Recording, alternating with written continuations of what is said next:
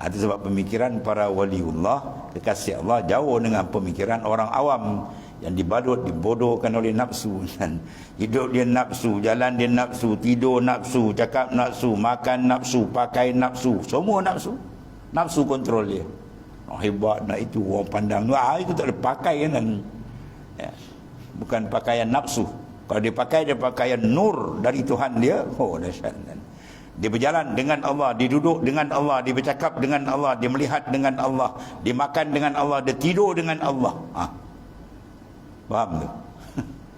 Dalam hadis sahih Nabi kata apa? La yazul 'abdu yataqarrabu ilayya bin nawafil hatta uhibbah. Fa iza ahbabtu kuntu sam'a alladhi yasma'u bi al-hadis. Sentiasalah hamba-Ku mendampingkan diri dengan aku setelah mengerjakan yang wajib, didamping dengan sunat. Kalau mengikut alim ulama, al-alimu allamah, ulama besar di Mekah, Sayyidi Syekh Syafi'i, Masya Allah, itu hebat ulama wali besar di Mekah. Dia katakan Ahmadi Alain Sidi Ibrahim Ar-Rasyidi. Allah.